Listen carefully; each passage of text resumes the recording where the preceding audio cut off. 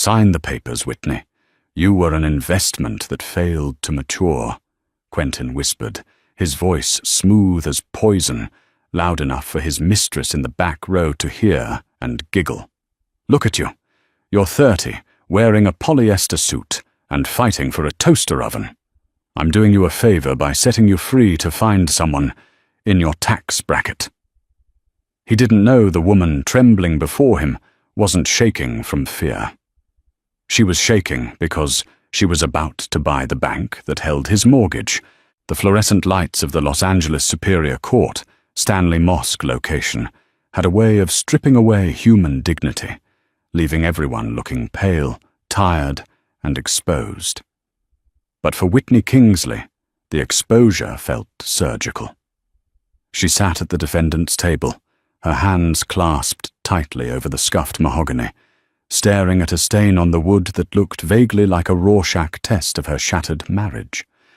To her left sat her court-appointed mediator, a frantic woman named Mrs. Gable, who was currently juggling 3 other divorce cases via text message under the table. To her right, across the aisle, sat Quentin Ellington. Quentin didn't just sit, he sprawled. He occupied space with the arrogance of a man who had recently closed a Series B funding round for his tech startup, Nebula Flow.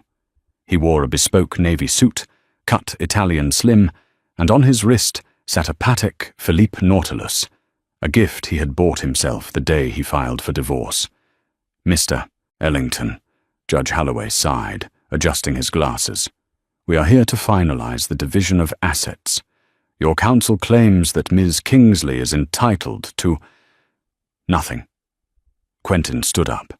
He didn't wait for his high-priced attorney, a shark named Marcus Thorne, to speak. Quentin liked the sound of his own voice too much. Your Honor, it's not that I want her to have nothing, Quentin said, turning slightly to flash a pitying smile at Whitney. It's that she contributed nothing. The prenuptial agreement was clear. What is mine is mine. What is hers is... Well, she brought a Honda Civic and a cat into the marriage. She can keep the cat. The Civic, unfortunately, the lease is in my name. A ripple of laughter came from the gallery. Whitney didn't need to turn around to know it was Zena Harrington. Zena was 22, an influencer with 2 million followers and the emotional depth of a puddle. She was currently live-streaming the aftermath of the hearing, waiting for Quentin to emerge victorious so they could fly to St. Bart's. Whitney stood slowly. She wore a charcoal grey suit she had bought at a thrift store. It was clean, pressed, but the fabric was cheap and the fit was slightly off in the shoulders. Your Honor, she said, her voice soft but steady. I supported Mr. Ellington for 5 years while he built his code. I worked double shifts at the Grind coffee shop. I paid the rent on our studio apartment so he could buy servers. I am asking for fair consideration of spousal support until I can finish my degree. Quentin laughed. It was a dry, barking sound. Support? Whitney, be realistic. You poured coffee. I built an empire. You're asking for equity in a skyscraper because you once held a flashlight for the architect. It's embarrassing. He walked closer to the railing, violating the personal space boundaries, but the bailiff didn't stop him. Quentin leaned in, his cologne, Santal 33, cloying and expensive. Look at you, he sneered, his voice dropping so only the front row could hear. You're pathetic. You're wearing shoes with scuffs on the heels. You have no connections, no lineage, no future. You attached yourself to me, hoping for a payout. I'm the best thing that ever happened to you, and you blew it by being boring, by being ordinary. Judge Holloway banged the gavel. Mr. Ellington, step back. I'm just stating facts, Your Honor, Quentin said, raising his hands in mock surrender. She wants half of my future earnings. She doesn't even understand what I do. She's a waitress, Your Honor. A very nice waitress, I'm sure, but let's not pretend she's a partner. Whitney looked at him, really looked at him. For the last 6 months, since he had served her papers at her grandmother's funeral, she had cried, begged, and bargained. But today, something inside her calcified. The love she had held for him, the memories of them eating ramen on the floor of their first apartment, evaporated. "Is that your final stance, Quentin?" Whitney asked. "That I am worth nothing to you?" "Monetarily." "Yes," Quentin smirked. "Emotionally? You're a sunk cost." Whitney nodded slowly. She turned to the judge. "I withdraw my request for spousal support, Your Honor." The courtroom went silent. Mrs. Gable dropped her phone. Even Quentin looked confused. "I withdraw the request," Whitney repeated, her chin lifting. "I want a clean break. No alimony, no settlement. Just the divorce decree, effective immediately." "Whitney, are you sure?" the judge asked, frowning. "You are entitled by California law to—" "I don't want his money," Whitney said, her voice ringing clear like a bell. "I don't want a single penny that has his name on it. He's right. I was an investment that failed. I'd like to close the account." Quentin looked at Zena and winked, mouthing, "She's crazy." He turned back to the judge. "We accept, Your Honor. Fast track it." The gavel banged. "So ordered. Dissolution granted." As the courtroom cleared, Quentin brushed past Whitney, shouldering her aside.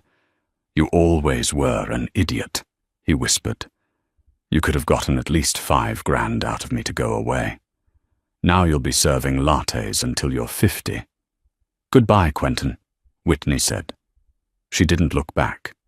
She walked out of the heavy wooden doors, past Zena, who was snapping a selfie with the caption, "Finally free," and stepped onto the marble steps of the courthouse.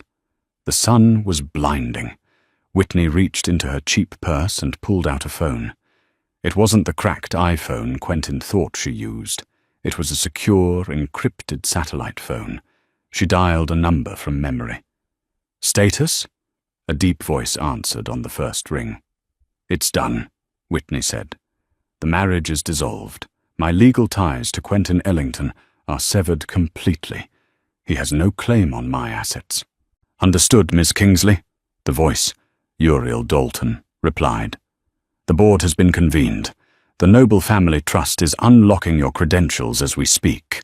The jet is waiting at Van Nuys." "I'm not going to the jet yet, Uriel," Whitney said, watching Quentin's bright yellow Lamborghini scream out of the parking lot. "Where are you going, Mom?"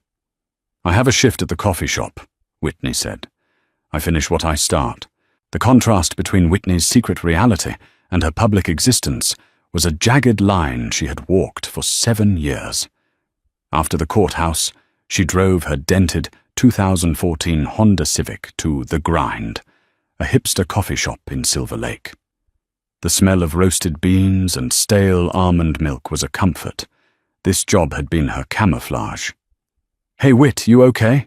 Hannah Noble asked from behind the counter. Hannah wasn't just a co-worker. To the world, Hannah was a 20-something college dropout with pink hair and a nose ring. In reality, Hannah was Whitney's cousin, the youngest daughter of the Noble banking dynasty, and one of the few people who knew the truth. They were hiding in plain sight. "He called me a sunk cost," Whitney said, tying her apron. She grabbed a rag and started wiping down the espresso machine. "He mocked my shoes, Han."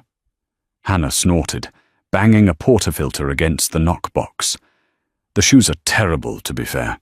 But that's the point. Did he sign?" "He signed. He thinks he won." "Good." Hannah's expression darkened. "Because Mason is not doing well. The doctors say it's a matter of days. You cut it close, Whit." Mason Noble. The name commanded respect in boardrooms from Tokyo to London. He was the patriarch of the Noble Kingsley Empire, a conglomerate that owned shipping lines, rare earth mines, and, ironically, the venture capital firm that had just funded Quentin's company. Whitney was his granddaughter. 7 years ago, Whitney had walked away from the family. She had wanted to know if she could survive without the name. She wanted to know if someone could love her, not the billions attached to her DNA. She had met Quentin, a struggling coder with big dreams and holes in his sweaters. She fell for his passion. She thought they were building something together. She had hidden her identity to protect him from the pressure and to protect herself from the doubt. She had planned to tell him on their 5th anniversary. Instead, on their 4th, he had started sleeping with Zena Harrington and calling Whitney dead weight because she couldn't get him into the exclusive Soho house, unaware that her family owned the building. "I'm going to see Mason tonight," Whitney whispered. "Cover for me?" "Always," Hannah said. "But be careful. Quentin Rockwell is circling." Whitney stiffened at the name. Quentin Rockwell. No relation to her ex-husband, Quentin Ellington, though the universe had a sick sense of humor, giving them the same first name. Quentin Rockwell was a corporate raider, a man who stripped companies for parts. He was currently the interim CEO of Noble Enterprises, appointed during Mason's illness. He was a shark who smelled blood in the water. "Rockwell doesn't know I exist," Whitney said. "He thinks Mason's heir died in a skiing accident in the Alps 10 years ago." "Rockwell knows someone is out there," Hannah warned. "He's been auditing the blind trusts. He's looking for the leak." Whitney finished her shift in a daze. She served lattes to rude hipsters, wiped tables, and took out the trash. It was a penance, a final grounding ritual. She needed to remember what it felt like to be invisible, because soon she would never be invisible again. At 10 p.m. she left the shop. She didn't go to her studio apartment in Reseda. She drove to a nondescript parking garage in Century City. She parked the Civic on the 4th floor, walked to a maintenance elevator, and swiped a black keycard that had been sewn into the lining of her purse. The elevator didn't go down. It went up. It bypassed the lobby, bypassed the offices, and opened directly into the penthouse of the Andromeda Tower. The room was silent, smelling of antiseptic and old leather. Medical machinery beeped rhythmically in the center of the vast living room that had been converted into a hospice suite. Lying in the bed, frail as a dried leaf, was Mason Noble. Whitney approached the bed. She took off her cheap polyester blazer and threw it on the floor. "Grandfather," she whispered. Mason's eyes opened. They were milky with cataracts, but the steel behind them was still there. He reached out a trembling hand. "Did you flush the rat?" Mason rasped. His voice was weak, but his mind was sharp. He had hated Quentin Ellington from the moment he saw a photo of him. A man who looks in the mirror more than he looks at his wife is a man who will sell you for a compliment, Mason had warned. "The rat is gone," Whitney said, taking his hand. "Divorce finalized today." "Good," Mason coughed, a wet, rattling sound. "Then you are ready. The wolves are at the door, Whitney. Rockwell, he's trying to force a vote. He wants to merge Noble Enterprises with a shell company in the Caymans. He wants to gut the legacy. I won't let him." "You have to stop hiding," Mason said, gripping her hand with surprising strength. "You proved your point. You lived like a pauper. You loved a fool. Lesson learned. Now you must be a queen. Do you accept the weight?" Whitney looked at the dying man. She thought of Quentin Ellington's laugh in the courtroom. She thought of Zena's sneer. She thought of the way the world treated people who had nothing. "I accept," Whitney said. "Then open the safe." Mason pointed to the painting of a storm-tossed ship on the wall.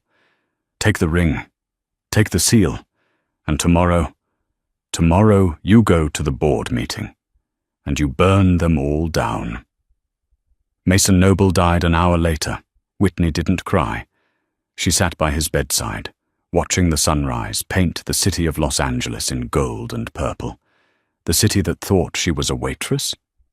She stood up. She walked to the safe. She took out a heavy velvet box.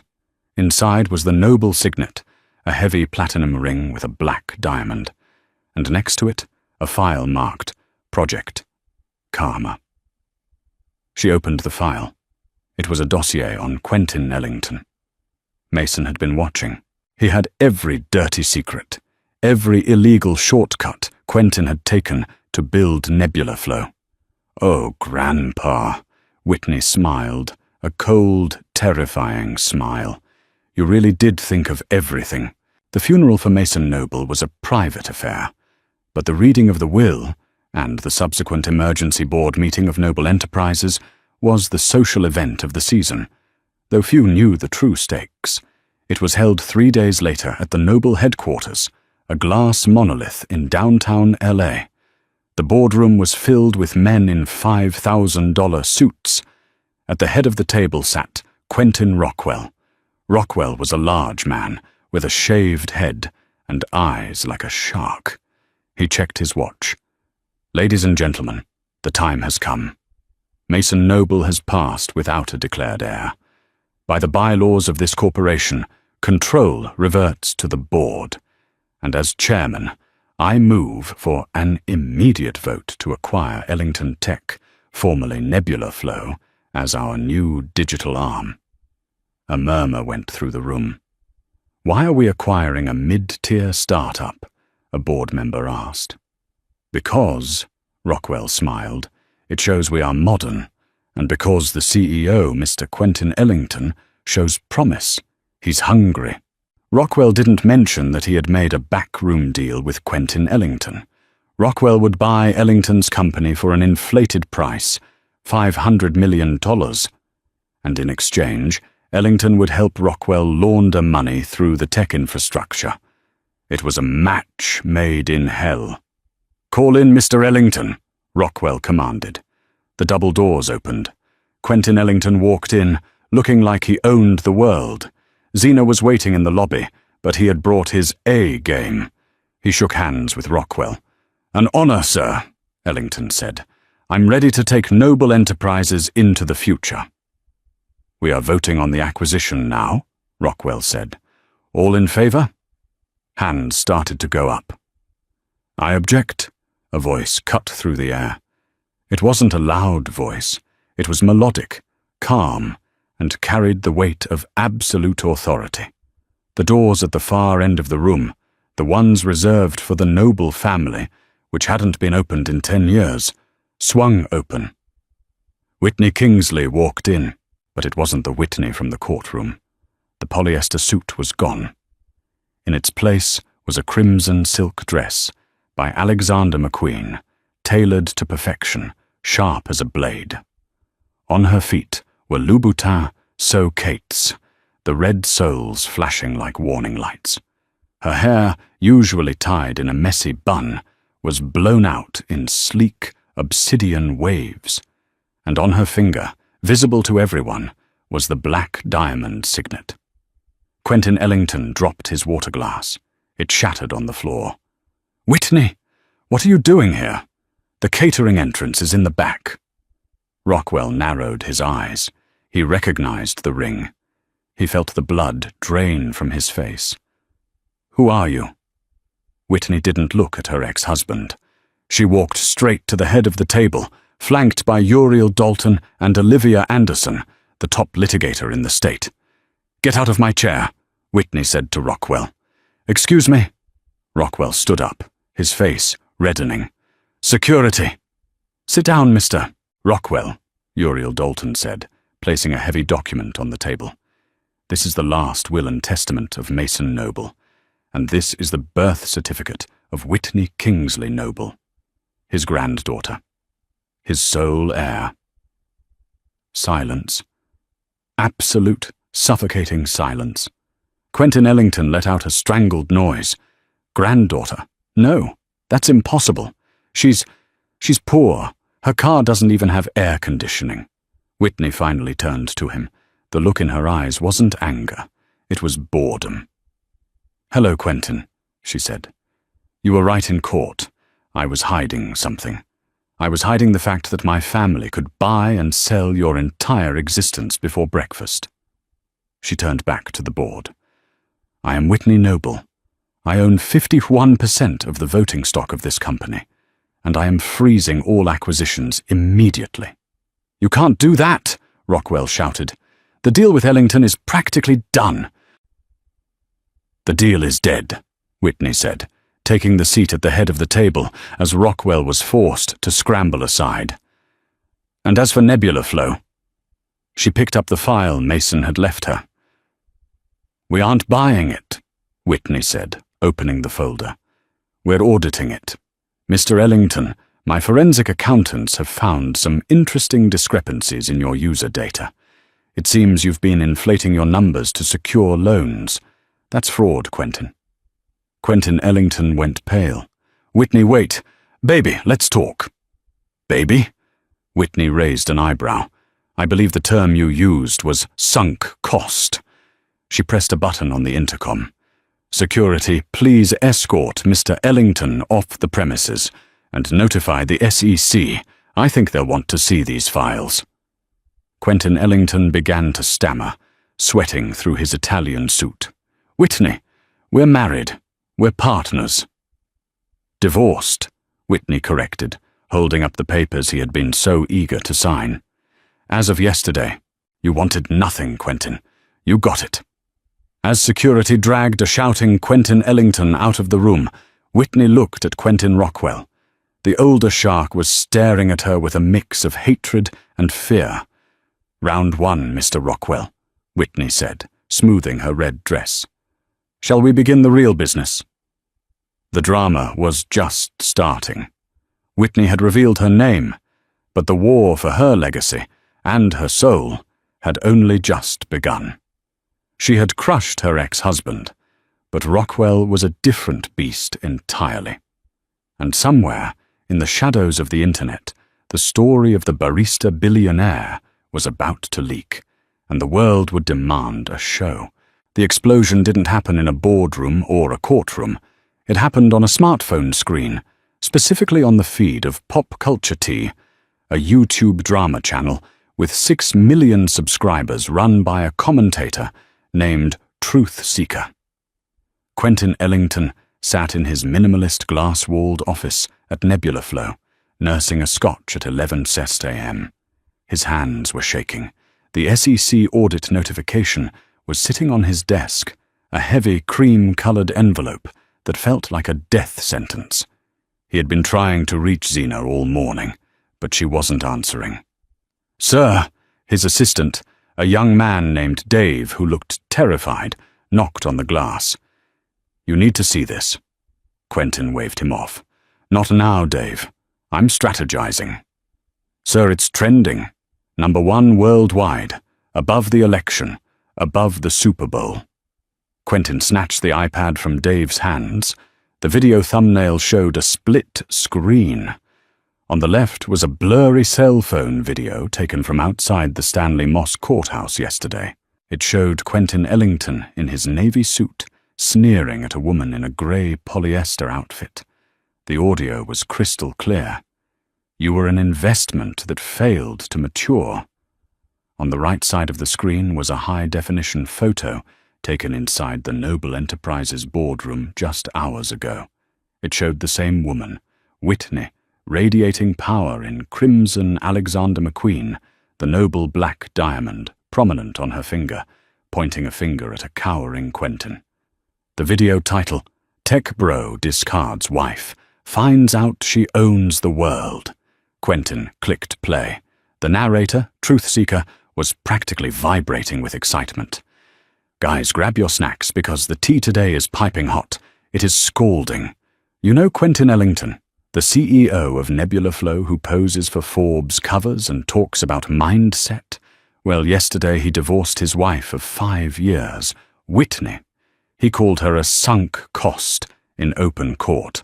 He left her with nothing. Absolutely zero. Less than 24 hours later, she walks into the Noble Enterprises board meeting. Yes, the Noble Enterprises, and reveals she is the sole heiress to the $40 billion fortune. And the best part? She fired him. She didn't just fire him, she evicted him from the building. Look at Zena Harrington's live stream from the background. The video cut to Zena's footage from the courtroom. In the background of her selfie, Whitney could be seen walking away with quiet dignity, while Quentin mocked her. The internet detectives had enhanced the audio. Every cruel word was audible. Quentin scrolled down to the comments. There were 50,000 of them. He fumbled the bag? No, he fumbled the whole bank. The way she walked out without screaming? That's queen energy. He's done. Forget the drama, look at the ticker. Noble Enterprises stock just jumped 12% on the news of her taking over. Nebula flow is crashing. Sell now. Quentin threw the iPad across the room. It shattered against the wall.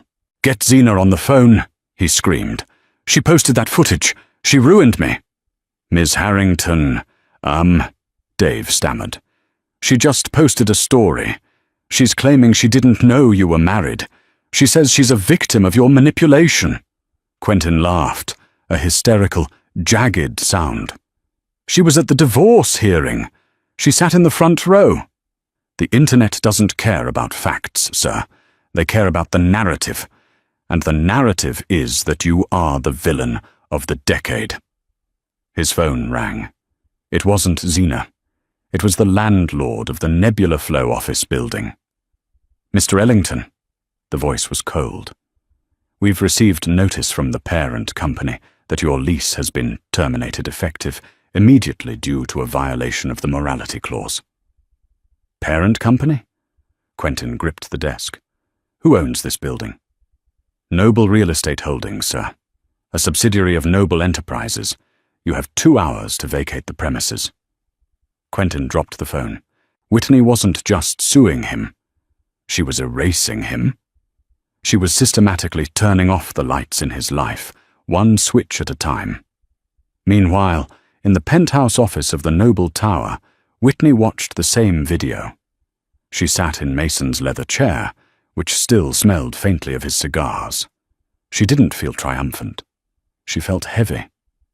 The public sentiment is 98% in your favor, Hannah said, scrolling through Twitter on a tablet.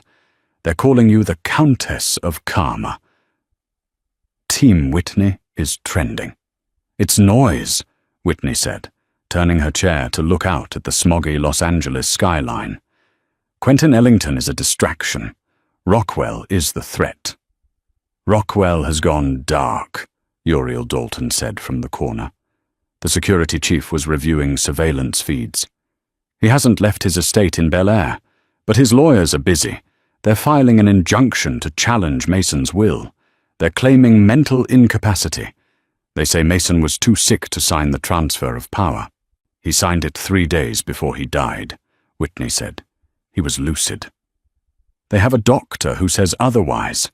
Olivia Anderson, her lawyer, walked in, throwing a file on the desk. Dr. Aris Thorne. He was one of Mason's palliative care specialists. Rockwell paid him off. Thorne is prepared to testify that Mason was hallucinating when he gave you the signet. Whitney's eyes narrowed. If they invalidate the will, the company reverts to the board, and the board is loyal to Rockwell. Exactly, Olivia said. We need to discredit Thorne, and we need to do it before the emergency injunction hearing on Friday. Whitney stood up. She walked to the window, her reflection ghosting against the glass. The ordinary girl who served coffee was gone. In her place was a strategist. Hannah, Whitney said, you remember that time Quentin Ellington bragged about his exclusive medical concierge service on his podcast? Yeah, Hannah nodded. He said he gets the same doctors as the billionaires.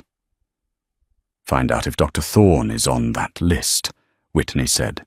If Rockwell and Ellington are connected through more than just the failed acquisition, if they share the same dirty doctor, we don't just win the injunction, we bury them both for conspiracy. Quentin Ellington's fall was not a slide, it was a base jump without a parachute. By Wednesday, Nebula Flow was a ghost town. The employees, sensing the radioactive fallout, had started resigning en masse. The venture capital firms that had backed him were pulling their term sheets, citing material adverse changes. But Quentin was a narcissist, and narcissists do not accept defeat. They rewrite reality. He decided to go on the offensive. He booked an interview with the Daily Standard, a respected financial news program, to tell his side of the story. He put on his best suit, the one he hadn't sweated through yet, and sat in the studio chair opposite a seasoned journalist named Diane Sawyer-esque figure named Maria Vance. "Mr. Ellington," Maria began, her face impassive, "you claim that Whitney Kingsley, now Whitney Noble, deceived you." "She did, Maria," Quentin said, using his practiced, visionary voice. "I married a woman I thought was a partner, a simple, humble woman. For 5 years, she lied to me every single day. She hid billions of dollars while I worked myself to the bone. That is financial infidelity. I am the victim here." "You called her a bad investment in court," Maria noted, glancing at her notes. "You mocked her poverty." "That was taken out of context," Quentin lied smoothly. "It was banter. We had a playful relationship." "I see," Maria said. She pressed a finger to her earpiece. "Mr. Ellington, we've just received breaking news regarding your company, Nebula Flow." Quentin smiled confidently. "Ah, yes. Our user growth numbers. They are impressive." "No," Maria said, her voice dropping an octave. "Federal agents are currently raiding your offices in Silicon Beach. The SEC has issued a warrant for your arrest on charges of wire fraud, securities fraud, and embezzlement." The color drained from Quentin's face so fast it looked like a special effect. "What? That's preposterous." "We have live footage," Maria said. The studio monitor behind him flared to life. It showed agents in FBI windbreakers carrying boxes out of the Nebula Flow lobby, and then the camera panned to a familiar figure being led out in handcuffs. It wasn't Quentin, it was his CFO. "Your chief financial officer seems to be cooperating," Maria said, looking at Quentin with the precision of a sniper. "Sources say he has turned over the real books, the ones that show you used investor money to fund a lifestyle of private jets and, let's see here, a $200,000 engagement ring for a Miss Xena Harrington." Quentin stood up, ripping the microphone off his lapel. "This interview is over. Cut the feed." "We are live, Mr. Ellington," Maria said calmly. Quentin scrambled off the set, tripping over a cable. The camera followed him as he ran into the hallway, right into the arms of 2 waiting U.S. Marshals. "Quentin Ellington?" one of them asked. "You can't touch me. I know people. I know Quentin Rockwell." Quentin screamed, flailing as they cuffed him. It was the slip of the tongue that changed everything. Whitney was watching from the back of a black SUV parked outside the studio. She lowered her sunglasses. "He just implicated Rockwell on live TV," Hannah said from the seat beside her, holding a bag of popcorn. "You called it. You knew he would crack." "Quentin Ellington never knew when to stop talking," Whitney said. "He thought he was the main character. He never realized he was just the comic relief." She tapped the driver's partition. "Take us to Billionaire. It's time to pay Mr. Rockwell a visit." But the victory over her ex-husband felt hollow. Seeing him dragged away didn't fix the years of emotional neglect. It didn't erase the feeling of being small. It just balanced the ledger. The real monster was still waiting at the top of the hill. As the car pulled away, Whitney's phone buzzed. It was an unknown number. "Hello?" "You think you're clever, little girl." The voice was gravel and smoke. Quentin Rockwell. "You think sacrificing your pawn takes the king?" "I think the king is exposed," Whitney replied, her voice steady. Ellington just named you. He's a frantic lunatic. No one will believe him. But they will believe the medical report that says your grandfather had dementia, Rockwell hissed, and they will believe the report I'm about to release on you.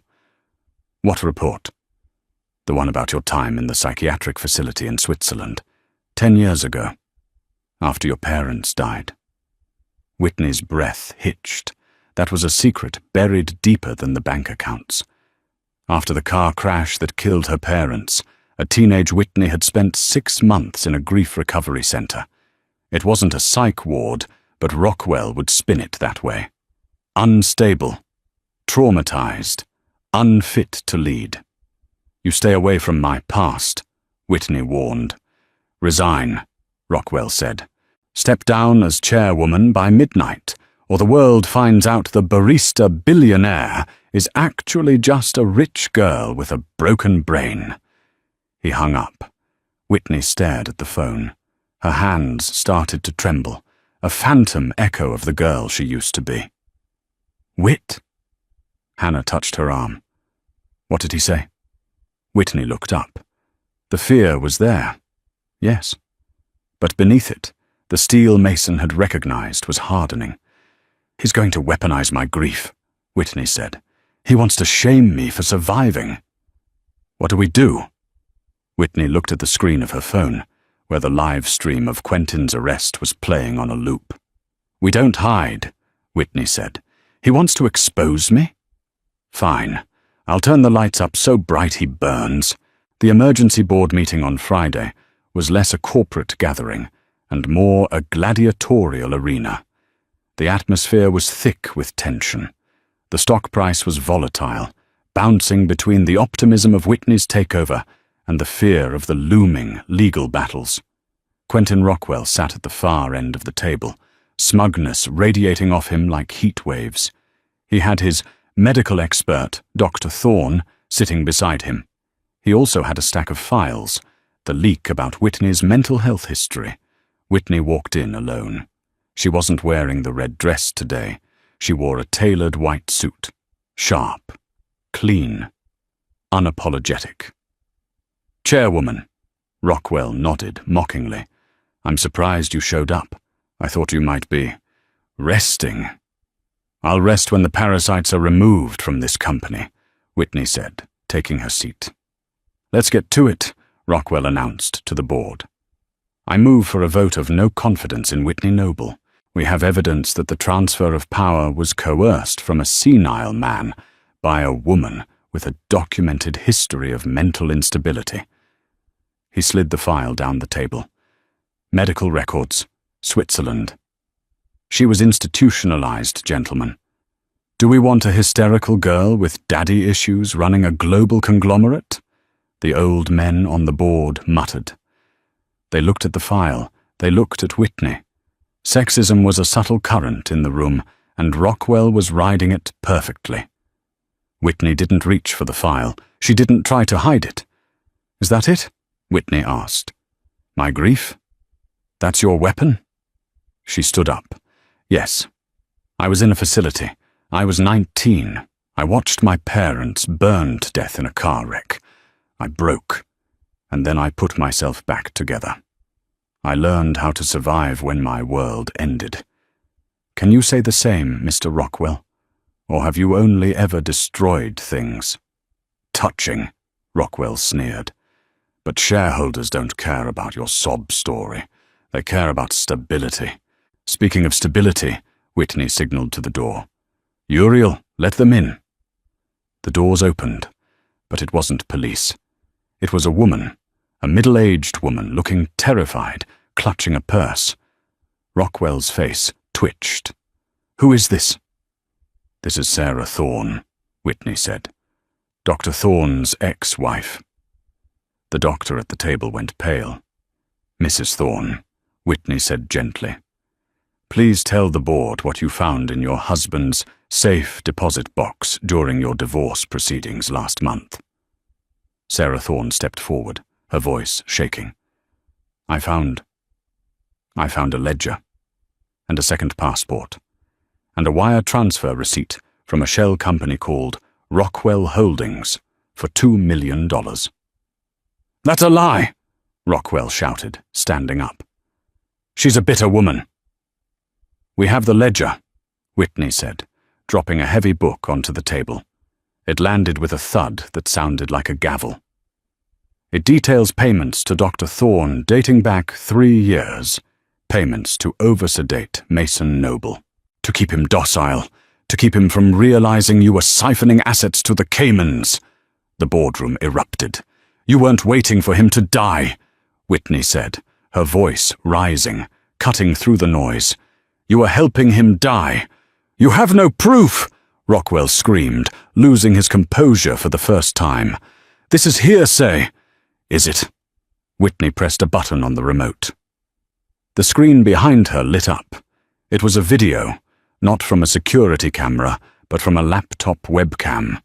It was Mason Noble, looking frail but fierce, dated 2 weeks before his death. "If you are watching this," Mason's video voice filled the room, "it means Rockwell has challenged the will. He thinks I'm senile. I am not. I am simply tired. I am recording this to state, with sound mind, that Quentin Rockwell is a thief. He has been stealing from the pension fund. And if he tries to take my granddaughter's birthright, I authorize the release of the black server data." Rockwell froze. The black server was a myth, a ghost story among the executives. It was where Mason supposedly kept the compromat, the blackmail material on everyone. "The server is unlocked," Whitney said coldly, "and the FBI is currently downloading the contents, including your emails, Quentin." Rockwell looked at the board members. They were all backing away from him, physically creating distance. The rats were fleeing the sinking ship. You bitch," Rockwell whispered. "That's Madam Chairwoman to you," Whitney corrected. Security moved in. This time, it wasn't just building security. It was federal agents. They had been waiting in the anteroom, listening. As Rockwell was handcuffed, he looked at Whitney with pure, unadulterated hate. "This isn't over. You think you've won? You've just painted a target on your back. The real powers, the ones above me. They won't let a girl disrupt the order." "Let them come," Whitney said. As Rockwell was marched out, the boardroom fell silent. Whitney looked at the remaining members, the men who had doubted her, the men who had looked at her medical records with judgment. "Now," Whitney said, sitting back down and smoothing her white suit. "Does anyone else have an objection to my leadership?" Silence. "Good." Whitney opened her portfolio. Item number 1. We are liquidating the Cayman shell companies and returning the stolen funds to the employee pension plan. We operate in the light now. She looked at Hannah, who was standing by the door, beaming. Whitney Noble had won the war, but Rockwell's final threat lingered in the air. The ones above me. She had cleared the board, but she had poked the eye of a much larger beast, and in the shadows, someone else was watching. Someone who didn't care about money, but about the secrets Mason Noble had hidden in that black server. The billionaire legacy was secured, but the price of keeping it was about to go up.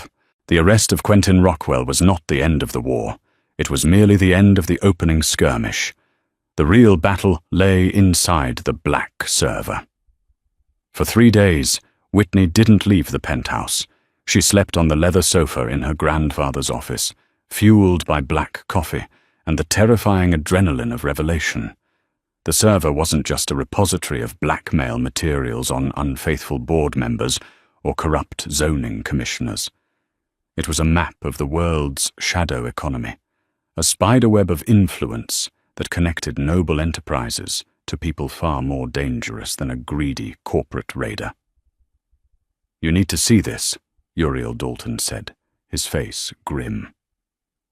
The large security chief rarely showed emotion, but he looked pale. He turned the monitor toward her. It was a decrypted email chain dated 10 years ago. The subject line read, "Project Icarus, Mitigation." Whitney read the names. Rockwell was C-Ost, but the sender was an encrypted alias, Orion. The heir is becoming a liability. He intends to liquidate the offshore holdings and expose the network. Proceed with the accident protocol. The date of the email was 2 days before her parents' car crash in the Swiss Alps. Whitney felt the air leave the room. Her parents hadn't died because of icy roads. They hadn't died because of a driver's error. They were murdered. They were murdered because her father, David Noble, had tried to do exactly what she was doing now, clean up the company. Rockwell wasn't the mastermind, Whitney whispered, a cold fury settling in her chest that was far heavier than the grief she had carried for a decade. He was just the executioner. Orion, that's Senator Sterling, Uriel nodded. Senator Marcus Sterling, the chairman of the Senate Finance Committee, the man who regulates the very industry we dominate. It made perfect sense. The ones above Rockwell, the political cover, the reason Noble Enterprises had been untouchable for decades. Her grandfather, Mason, hadn't been part of the murder, but he had been too afraid to expose Sterling. He had kept the proof in the server as an insurance policy to keep Whitney alive. As long as I hold the server, they won't touch the girl, Mason had likely reasoned.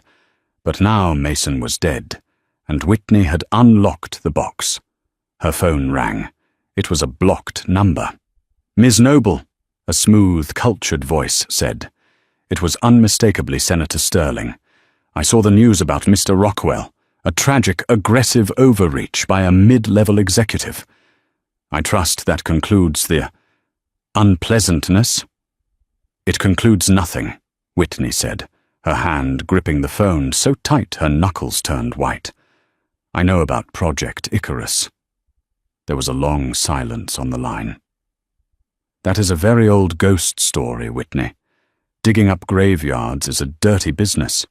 You have your billions. You have your little victory over your ex-husband. Why not enjoy it? Go to Paris. Buy an island. Be the socialite you were born to be." "My father didn't want an island," Whitney said. "He wanted a clean conscience. And look where that got him." Sterling's voice dropped the pleasant veneer. "Listen to me closely. You are a bright young woman. But you are one woman. If that server data becomes public, the market crashes. The government destabilizes. And well, tragic accidents run in the family. Are you threatening me, Senator? I'm offering you a choice. Delete the server. We will ensure Noble Enterprises' stock triples in the next year. You will be the richest woman in history. Or persist, and you will find that the brakes on your car are just as unreliable as your father's." The line went dead. Whitney looked at Uriel. "He threatened to kill me." "We need to go into lockdown," Uriel said, reaching for his radio. "Safe house protocol." "No." Whitney stood up. She walked to the window, looking out at the city lights. She saw the reflection of the woman she used to be, the waitress who scraped tips together to buy Quentin Ellington a gaming chair. She saw the woman who had hidden her light to make a small man feel big. She was done hiding. "No safe house," Whitney said. "If I hide, they win. If I die, the truth dies." She turned to Hannah, who was working on a laptop in the corner. "Han, how fast can you set up a live stream?" "Fast," Hannah said, looking up. "Why?" "Rockwell used the media to try and destroy me," Whitney said, touching the black diamond ring on her finger. "I'm going to use it to save my life. I'm going live, tonight, and I'm reading the emails." While Whitney prepared to burn down the corrupt establishment, Quentin Ellington was sitting in a holding cell at the Metropolitan Detention Center, staring at a toilet that didn't flush. He had been denied bail. The flight risk was too high, the judge had said. His assets were frozen. His Lamborghini had been impounded. Zena Harrington had released a tearful apology video where she claimed Quentin had mentally coerced her into the affair and the mockery of Whitney. She was now selling Survivor merchandise. Quentin was alone, but he had one card left to play, or so he thought. He had used his one phone call to contact a tabloid journalist, promising dirt on Whitney Noble. He promised to reveal that she was unstable, that she was vindictive, that she had planned this whole thing to humiliate him. He was led into the visitation room. He expected a reporter. Instead, he saw Olivia Anderson, Whitney's lawyer. "Where is the reporter?" Quentin demanded, sitting down in his orange jumpsuit. He looked haggard. The stubble on his face was graying, and his eyes were bloodshot. "There is no reporter, Mr. Ellington," Olivia said, opening a briefcase. "We bought the rights to your exclusive. The tabloid belongs to a subsidiary of Noble Media." Quentin slumped. "She owns everything, doesn't she?" "She does." Olivia slid a document across the metal table. "Whitney wanted me to give you this." Quentin looked at it. It was a check. His heart leapt. She still cares. She feels guilty. He looked at the amount. It was for $1,392.50. "What is this?" Quentin asked, confused.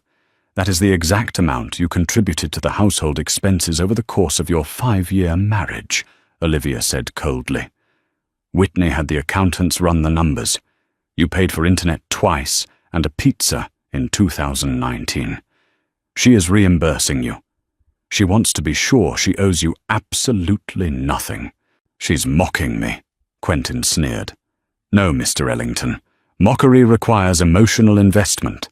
This is simply accounting." Olivia stood up. "Oh, and one more thing. The software you built for Nebula Flow? The proprietary code?" "It's genius," Quentin insisted. "It's worth billions." "It's stolen," Olivia corrected. "Our audit found that 90% of the source code was lifted from open-source libraries with stripped licenses. You're not just a fraud, Quentin. You're a hack. The tech community knows. You will never write a line of code in this town again." Olivia walked to the door. "Wait!" Quentin shouted, panic rising in his chest. "Tell her I'm sorry. Tell her I love her. I can change.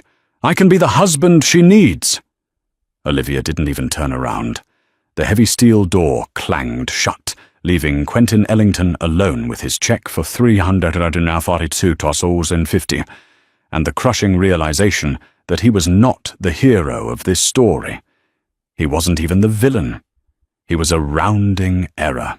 Meanwhile, in the penthouse, the live stream was counting down. Truthseeker was hosting the feed, beaming it to 10 million concurrent viewers. The title, Whitney Noble, The Final Truth. Whitney sat in front of a plain white wall. No red dress this time, no diamonds, just a black turtleneck and a stack of papers. "We're live in 3, 2, 1, Hannah signaled. Whitney looked into the camera lens. "My name is Whitney Noble," she began, her voice steady. "Most of you know me as the woman who was mocked in court. You know me as the barrister billionaire. You enjoyed the drama of my ex-husband's downfall. But that was just a distraction." She held up the email from the black server. "Tonight, I am not here to talk about bad marriages. I am here to talk about bad men. Powerful men. Men like Senator Marcus Sterling." The internet exploded. Comments flew by so fast they were a blur. Whitney read the email. She detailed the Project Icarus plot. She laid out the financial trails linking Rockwell to Sterling, and Sterling to the deregulation that had hurt millions of Americans. "They threatened to kill me if I released this," Whitney said, looking directly into the lens. "They told me to take the money and be quiet. But I realized something. Money without truth is just a golden cage." She picked up a tablet. "As of this moment, I have uploaded the entire contents of the black server to 3,000 independent news organizations around the world. It is out. You can't stop it. You can't kill the truth." She took a breath. and to ensure that noble enterprises can never be used as a weapon again. I am dissolving the board." Gasps in the room. Even Uriel looked shocked. "I'm restructuring the company," Whitney announced. 50% of all future profits will go into the David and Julia Noble Foundation, dedicated to corporate transparency and victim advocacy. And I am transferring ownership of 20% of the company's stock to the employees, the people who actually do the work, the janitors, the coders, the baristas." She smiled, a genuine, warm smile for the first time in weeks. "My ex-husband told me I was a sunk cost. He was wrong. I was just saving up for something that mattered. The fallout was nuclear. By morning, Senator Sterling had resigned. By noon, he was under indictment. The black server leaks dominated the news cycle for months, toppling corrupt officials in 3 different countries. It was the biggest corporate whistleblowing event in history. Whitney Kingsley, now fully Whitney Noble, became a symbol, not of vengeance, but of integrity. 6 months later. Whitney walked into the Grind coffee shop in Silver Lake. It was busy. The espresso machine hissed, the smell of roasted beans filling the air. She wasn't wearing a designer suit. She was wearing jeans and a simple blouse. "Can I get a latte with oat milk?" she asked the young man at the register. He looked up, and his eyes went wide. "Oh my God, you're her." "I'm just Whitney," she smiled. You gave us the shares," the barista stammered. "My mum. She works in the Noble Call Center. Because of the stock grant, she paid off her mortgage last week. She was crying. She said you saved her life." Whitney felt a lump in her throat. This was the legacy. Not the skyscrapers, not the private jets. "This. Tell your mum I said hi," Whitney said, dropping a $100 bill in the tip jar. She took a coffee and walked outside. The sun was setting over Los Angeles. A black car pulled up. It wasn't a limo. It was a sensible armored sedan. Uriel opened the door. "Where to, boss?" "Home, Uriel," Whitney said. As she got in, she saw a billboard across the street. It was an ad for a new tech startup. The face on the billboard was young, fresh, and in the gutter below the billboard, a gust of wind blew a discarded newspaper. The headline read, "Quentin Ellington sentenced to 8 years for fraud." Whitney didn't smile. She didn't feel joy at his suffering. She felt indifference. He was the past, a lesson learned in the dark so she could appreciate the light. She looked at her phone. Hannah had sent a text. "Han. Hey, the new board of directors meeting is in an hour. You ready?" Whitney typed back. "Whit. I was born ready."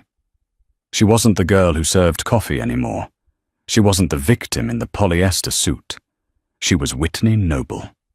And she had a world to fix. And that, ladies and gentlemen, is the story of Whitney Noble. She started as a bad investment and ended up owning the bank. But the real twist wasn't the money. It wasn't the billions. It was the realization that your value isn't determined by who you marry, what shoes you wear, or what some arrogant guy says about you in a courtroom. Your value is what you stand for when the world tries to knock you down. Quentin Ellington chased status and lost his freedom. Whitney chased the truth and found her power. Karma didn't just hit back, it reshaped the world. If you enjoyed this story of revenge, redemption, and billions, please hit that like button.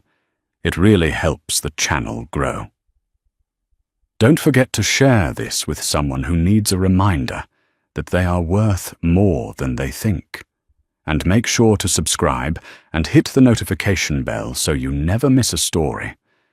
We have more tales of justice coming your way soon. Remember, the best revenge isn't making them pay. It's living a life so full, so successful, and so true that their opinion of you becomes irrelevant. Thanks for watching. Stay strong and stay noble.